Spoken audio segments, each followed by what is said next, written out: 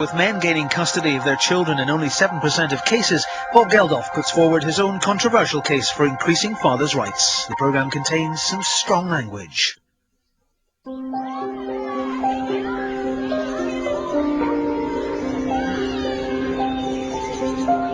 Battersea Park, Sunday lunchtime. Watch the single men with their children drag themselves through the false hours in a frantic panic of activity. The build-up, the all-week anticipation, and then the excitement of being with them. Time dripping too fast, decaying, every second measured and weighed in the balance of loss, losing, going away and fading. Everything must be crammed into this space. Life in an hour, love in a measured fragment of state-permitted time. Feed the ducks again. MacDad and McDonald's. Where else do you go?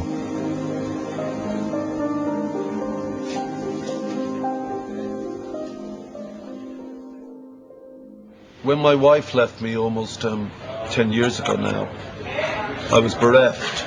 I had loved her, and now love had gone.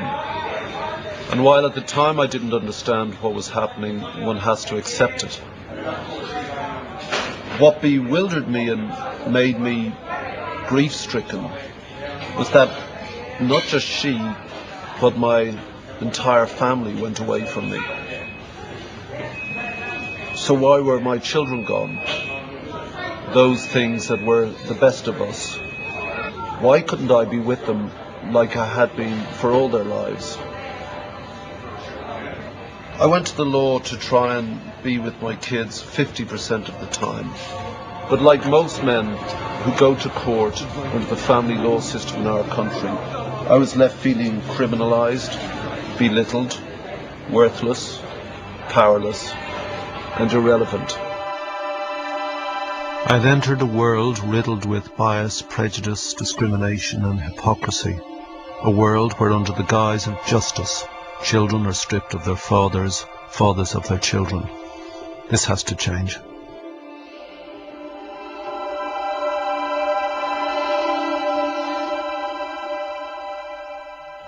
Going into the court, literally opening the door, a well-meaning clerk passed me by and he tapped me on the shoulder. He said, "Good luck, Bob."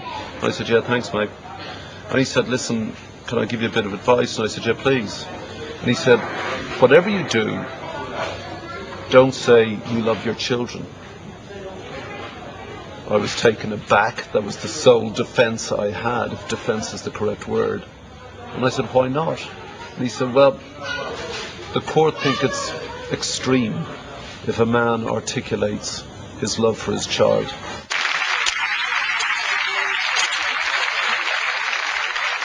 I was on telly one night and I mentioned something about this. Very empty. And what happens to men in this situation isn't right. The law is generally predicated against it. And over the next few months I received what amounted to 70 plastic bin liners full of letters. Now, people have known me for almost 30 years now. And in all my time with the Boomtown Rats or Live Aid or whatever, I had never received that amount of Bob Geldof England type mail.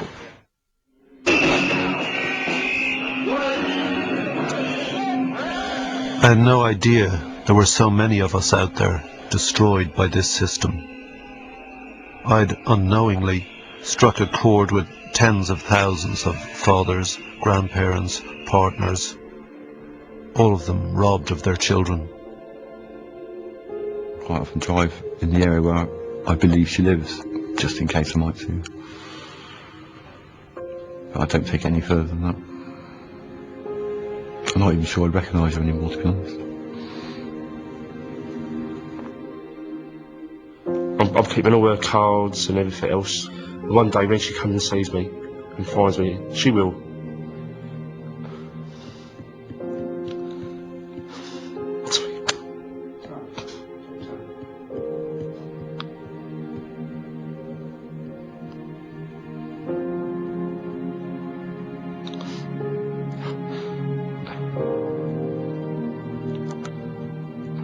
I'm going to say, yeah, That's what I've done for you. The one thing that I couldn't buy is hearing my granddaddy say, "I love you now." Couldn't buy it. And it's dreadful, it really is dreadful. But it's the double pain. It's the pain of my son, and it's my granddaughter's pain, and it's our pain. And the whole thing is just pain and hurt. And all the mixed emotions that you go through. It is dreadful, it really is. Every year, what the government calls only 15,000 cases go to the family courts. In just 7% of those cases are men allowed to live with their children. The courts reduce the rest of them to Sunday fathers, dads who can only visit their kids at weekends. And they're the lucky ones. 4 out of 10 fathers lose touch with their children forever. What's going on? Why are we allowing this state-sponsored child abuse? I can't stand all this unnecessary pain. And so long as I think it's useful, I'll keep telling my story, even to the most unlikely of politically influential audiences. He said, whatever you do, don't say you love your children.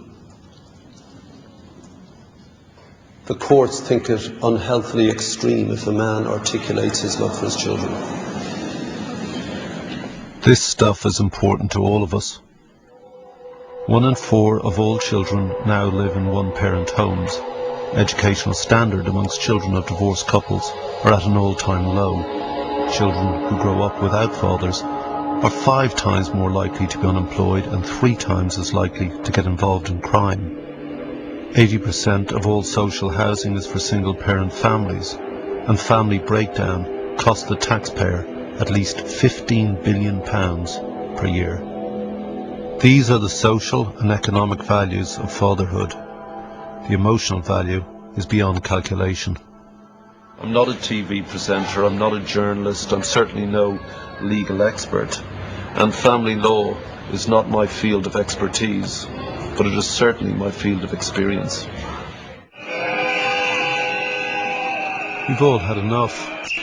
Fathers take to the streets, they climb cranes and resort to ever more extraordinary means to bring attention to their plight.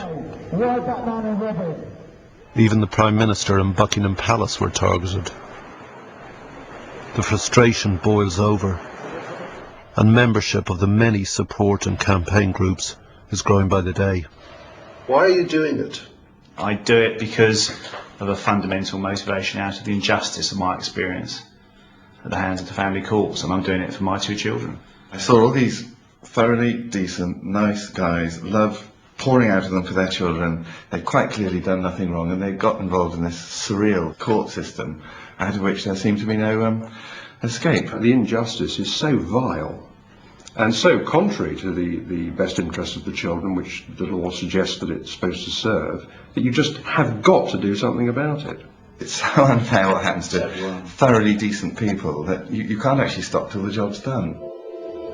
The root of all this pain, this destruction of the soul, lies in a system hidden behind the high walls of the family courts, which decides the fate of our children.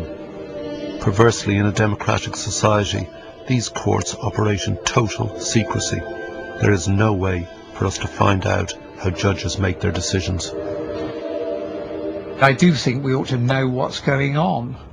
That is one of my hobby horses. I think the family court is far too secret. But it seems to be this absolute reactionary force, the family courts. Not one will speak to us. Not one will speak to us. Not one. We've asked them all. Not a single member, not out of the services, social services, not out of the experts, not one. This is a nonsense.